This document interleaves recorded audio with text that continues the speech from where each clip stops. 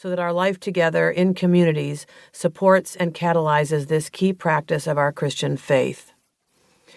Addressing leaders regarding their role in leading communities that practice together, Barton makes it clear that observing Sabbath is critical, religiously and psychologically. Unless we pull back from our normal lives regularly to rest, worship, and forgive, we will lose perspective on what is ultimately important and become compulsive, driven, hurrying persons caught up in pressure, ambitious, greedy, resentful, unable to pray, unable to forgive, and unable to simply enjoy life. It's no accident that as Sabbath observant is slipping today, we find ourselves feeling ever more trapped and more pressured, always behind, never really able to rest deeply, and less able to delight in the deep joys of life. Good leaders seek to receive Sabbath as a gift in their own lives and are faithful to share that gift with others. We need to reground ourselves in a spirituality of Sabbath. God gave us the Sabbath. Jesus taught us that we weren't made for the Sabbath, but the Sabbath was made for us.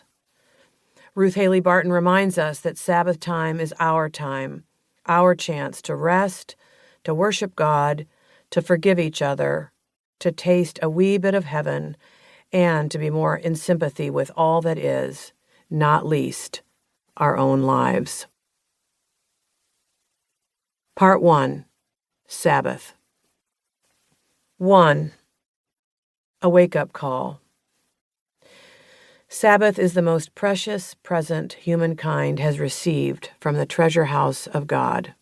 Abraham Joshua Heschel. I am quite certain I would not be alive today if it were not for God's gift of Sabbath, and not just a weekly Sabbath day, but also daily Sabbath moments cultivated in solitude and silence, and sabbatical seasons for letting the soil of my soul lie fallow. These rhythms have given shape and form to a life, my life, lived as a creature in the presence of my loving Creator. These Sabbath rhythms have, quite literally, kept me in the game. But I have not always lived this way. My wake-up call regarding God's gift of Sabbath came when I was in my early 40s, serving on staff in a high-performance church culture, married with 3 busy and athletic children, writing, teaching, and guiding others in spiritual practices. And yet, I was actively resisting Sabbath. I knew Sabbath was a thing, but on a level I had not yet been willing to acknowledge. I was too busy, too important, too caught in cultural expectations to consider ceasing my work one day a week. In addition to my grandiosity, the logistics of family life and work made it all seem just beyond our reach. Sunday was the only day it was even possible for our busy family to attempt a Sabbath, yet traveling sports teams competed on Sundays. My husband's place of work was open on Sundays, and my own job on a church staff made Sunday the busiest day of my work week. Sigh. The deeper truth is that I just wasn't that attracted to Sabbath as a concept. I had been raised in a fundamentalist environment where Sabbath was kept, but in a very legalistic way. For me, Sabbath had been a day of contradictions.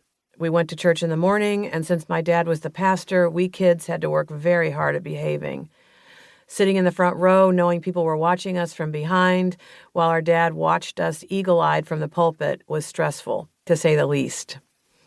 Even the most minor infraction, like giggling or whispering, was treated with great seriousness when we got home. This was not restful or delightful at all. Added to this was the fact that as a pastor's family, we often had guests for dinner, or were guests at someone else's home most Sundays after church. I enjoyed the communal nature of the hospitality that was part of our Sabbath routine. In fact, I still miss it. But I will say that the women folk, including myself as the responsible eldest, worked very hard at cooking, serving, and cleaning up while the men folk visited in the living room. In fact, I'm not sure there was any other day of the week in which we women worked harder than we did on that day. It didn't take long for me to grow resentful.